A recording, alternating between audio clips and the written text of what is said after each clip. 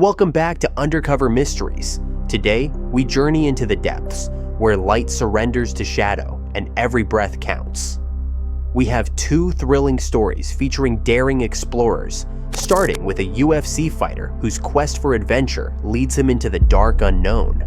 What fate awaits these adventurers as they push deeper? Let's venture in and uncover the truth. Near the town of Cumal in Mexico, close to the Yucatan Peninsula, lies the Iolo Cave Complex, a vast underwater maze shrouded in mystery. A huge sinkhole marks the entrance to this sprawling cave system. Over centuries, water erodes underground limestone, causing it to collapse and form sinkholes. As water carves out new tunnels and chambers, these cave networks grow bigger and more complex. Divers first explored Iolo Cave in the 1980s and 1990s, mapping out nearly 20,000 feet, about 3.8 miles, of passages. They placed thick ropes along the cave walls as guidelines for future divers to follow explored paths and avoid getting lost. These ropes showed which parts of the cave had been discovered. After this initial exploration, the cave fell into obscurity for about a decade. In 2012, a team of skilled divers returned to Iolo Cave. They aimed to remap the cave, replace old guidelines, and find new passageways. Their efforts paid off, adding another 5,000 feet, around 1,525 meters, of new guidelines to the system. Inside, a maze of narrow passages and chambers twisted and turned, making navigation treacherous. Iolo Cave's chambers held thick layers of silt at their bottoms. The water stayed clear when calm, but any movement stirred up sediment, turning it murky fast. This sudden darkness could disorient divers, leading to panic. Luckily, guidelines with cookies, special markers pointing to the exit, helped divers navigate even in poor visibility. But these lifelines had a catch: they weren't always continuous. Cave walls and rope lengths sometimes forced gaps. To explore further, divers used temporary jump lines, removing them on the way out. Donald Cerrone, born in Denver in 1983, knew the dangers of caves like Iolo well. A wild child prone to fights, Donald found his calling in cave diving and combat sports. Donald's passion for cave diving remained strong. He understood the risks, but couldn't resist the thrill of exploring underwater mazes. Each dive brought new challenges and tested his skills. Donald's experiences in both fighting and diving taught him to stay calm under pressure and think quickly in dangerous situations. As Donald prepared for his Iolo Cave dive, he knew the risks he faced. The cave's reputation for sudden visibility, changes, and tricky navigation didn't deter him. Instead, it fueled his excitement. He meticulously checked his gear, reviewed the cave maps, and mentally prepared for the challenges ahead. Donald's past experiences had taught him to respect the cave, but not fear it. He was ready to face whatever Iolo threw at him, armed with skill, experience, and a healthy dose of caution. Donald and Alex geared up for their Iolo Cave dive in Cumal, Mexico, in summer 2018. They'd waited months for this adventure. On August 17th, Donald hugged Lindsay and their baby goodbye. Lindsay felt uneasy about this dive, not fully trusting Alex's skills. Before diving, Donald and Alex reviewed their plan. Remembering Lindsay's worries, Donald packed an extra air tank. They used the rule of thirds for air management. 1/3 to enter, 1/3 to exit, 1/3 as backup. The dive started well. They followed the main guideline, taking in the underwater sights. But trouble hit at the first guideline's end. They needed to jump to a new line. Alex, more experienced, went first. He looped his dive light lanyard around his neck to free his hands. As he reached for the new line, his buoyancy device broke loose, floating up. Startled, Alex thrashed, getting tangled in the guideline. Donald watched, horrified, as Alex struggled with the rope. Keeping his distance to avoid getting trapped too, Donald faced a tough choice. His training stressed self-preservation in cave diving, where rescuing a panicked diver often leads to 2 deaths. Donald knew he had to focus on surviving. He thought of his promise to Lindsay. With Alex in trouble and visibility dropping to 0, that promise seemed far off.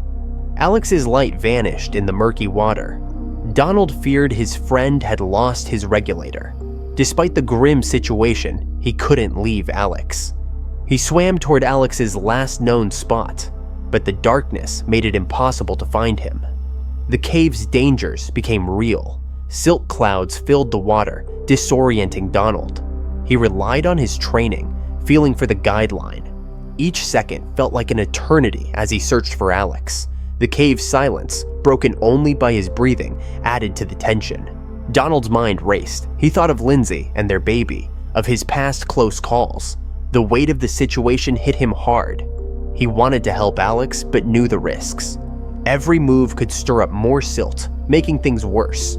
He inched forward, straining to see or hear any sign of Alex. The darkness pressed in from all sides. Donald's heart pounded as he realized how quickly a routine dive had turned into a fight for survival. Time seemed to stand still in the pitch-black water. Donald's training kicked in. He focused on his breathing, trying to stay calm. He knew panic would only waste precious air and energy. As he searched, Donald recalled other tight spots he'd been in. The motocross crash, the leaky dry suit. Those experiences had taught him to stay cool under pressure. Now, in Iolo Cave's depths, he needed that skill more than ever. Donald kept moving, carefully feeling his way along the guideline. He hoped to bump into Alex or spot a flash of light. The cave's twists and turns made the search harder. Donald knew every second counted, but he had to move slowly to avoid stirring up more silt. The situation tested Donald's limits. He balanced the urge to find his friend with the need to ensure his own safety. The cave's dangers were real, and one wrong move could trap them both. Donald faced a new challenge. His oxygen levels dropped fast. Thoughts of his family raced through his mind. Panic set in, something he'd never felt in the octagon. The pitch-black cave overwhelmed him with fear. His breathing quickened. He hit his head on the cave's ceiling, causing sharp pain. Donald checked his compass and dive watches. He had about an hour of air left and knew the exit's general direction. He felt his way along the cave walls slowly. Obstacles blocked his progress at every turn. Desperate, he moved erratically, searching for any way out. By luck, he found the main guideline again, his lifeline to safety. The exit lay far off, nearly 1,000 yards away. Silted out water made visibility almost zero. Donald knew of a split in the guideline ahead. One path led to the exit, the other deeper into the cave. Choosing wrong meant certain death. Donald pushed on, trusting his instincts and compass. After what felt like forever, Donald's hand touched the crack in the cave's ceiling he remembered from the dive's start. He followed it until he spotted a faint glimmer of light. Sunlight. He knew he neared the surface. With new hope, Donald swam toward the light. Moments later, he broke through the water's surface, gasping for fresh air. To his surprise, Alex sat on the shore, smiling. Somehow, Alex had freed himself from the guideline and escaped the cave. For Donald, the experience changed his life. He never expected to come so close to death. It reminded him how fragile life could be. Donald Cerrone still dives today, but with more caution. He spends most of his time on his New Mexico ranch with his wife and kids. He cherishes every moment with them.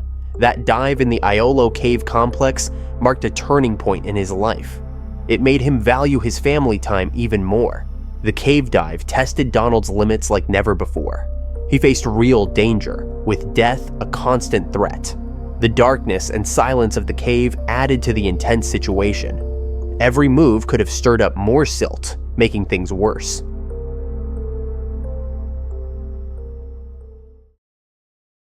Christine Millet, a remarkable young diver, mastered scuba diving at just 19. She grew up diving in Australia's waters, guided by her dad, a pro diver. With brothers Stephen and Glenn, the Millets were diving experts. By spring 1973, all three had the highest scuba qualifications. Christine even held the New South Wales diving champion title. Their diving skills made them valuable for any expedition. One family member, cousin John Bockerman, was less experienced. He had only dived for 4 years. While skilled by most standards, John was the least seasoned compared to the Millet siblings. On May 28, 1973, the Millets and divers from the South Pacific Diving Club headed to Mount Gambier's shaft sinkhole for a 2-day dive.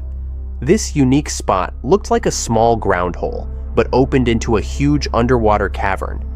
Divers used a rope ladder to descend through the 3-foot-wide opening to a lake 20 feet below.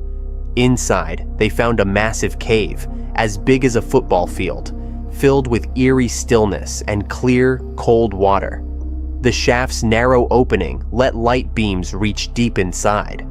On sunny days, light streamed down to a rock pile 120 feet below. Local landowners had dumped these rocks, unaware of the cavern's size. The rock pile and surface light acted as a compass for divers. As long as they stayed in the main chamber, they could always see the light and know their location. On day 1, 9 divers explored the cavern. They carefully laid a single guideline from the surface to the rock pile's top. This line was their only lifeline in the vast, dark cave. 8 divers, including Christine and her brothers, explored the main chamber. One stayed on the surface to manage safety and supplies. Robert Smith, the diving club president, had been in the shaft over 20 times. He felt completely at ease in the cavern. The plan for day 2 seemed simple. Stay within 200 feet depth in the main chamber and use the surface light as a guide. The group hadn't set a strict dive plan or chosen a leader. This oversight would soon prove disastrous. On day 2, Christine, Stephen, John, and Gordon Roberts aimed higher. They wanted to dive deeper into the cave, targeting a tunnel on the cavern's west side. Their goal: reach 250 feet, a new group record. The plan was simple: descend fast, ascend fast, minimizing time at dangerous depths. But they didn't fully grasp the risks of deep diving with regular air tanks. In 1973, mixed gases weren't common in recreational diving, and deep diving science was new. This put them at high risk of nitrogen narcosis, a condition caused by nitrogen absorption under pressure that messes with judgment and movement. The Millets and their friends felt sure of their skills, maybe too sure. The 4 divers sank into the tunnel, unaware of the deadly challenges ahead. At first, all seemed fine. They dove past the rock pile into deep water, vanishing into the tunnel as others watched. But Glenn, Christine's brother, quickly sensed trouble. He felt the effects of nitrogen narcosis, like being drunk, and decided to go up to a safer depth. Christine, Stephen, John, and Gordon kept going deeper. The narrow tunnel was nothing like open water. Even small moves stirred up silt from the cave floor, cutting visibility to almost zero. As they went deeper, silt swirled around them, turning clear water into a blinding cloud. Their situation suddenly turned deadly. Silt blocked their view, and without a guideline to the entrance, they got lost in the pitch-black tunnel. Christine realized how bad things were. Her air was running low. Worse, the tunnel had no clear exit. She started to panic, but knew she had to stay calm to survive. She and Gordon tried to swim up, hoping to escape the silt by finding a clearer path near the tunnel's ceiling. But they didn't know they were swimming into a false dome, a small pocket in the ceiling leading nowhere. Trapped in this dead end, Christine and Gordon desperately searched for a way out. Their flashlights cut through the silt like knives, but the tunnel's jagged rocks offered no escape. Their situation worsened rapidly. Panicked breathing depleted their air supply quickly. Their struggles stirred up more silt, further obscuring their vision in the murky water. Christine and Gordon ran out of air, succumbed to oxygen deprivation, and sank lifeless to the tunnel floor. John, likely affected by severe nitrogen narcosis, swam deeper into the tunnel, completely disoriented.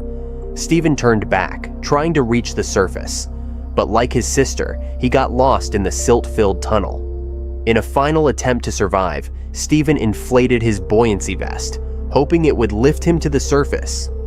Instead, he got caught on a rocky outcrop and never made it out.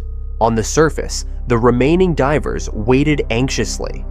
When Christine, Stephen, John, and Gordon didn't return, panic spread. Some divers went back down, searching desperately for their missing friends. They only found Steven's camera and flashlight abandoned on the tunnel floor. The grim reality of the situation began to sink in. Authorities took 11 months to recover the bodies of Christine, Steven, John, and Gordon.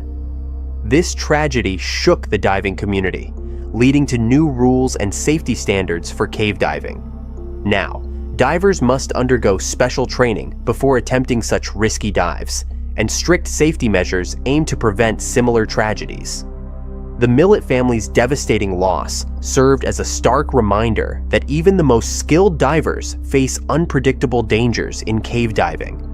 Christine, Steven, John, and Gordon ranked among the best in their field, but the unknown risks proved greater than their experience. Their story stands as a warning to all adventure seekers exploring the hidden depths below the surface.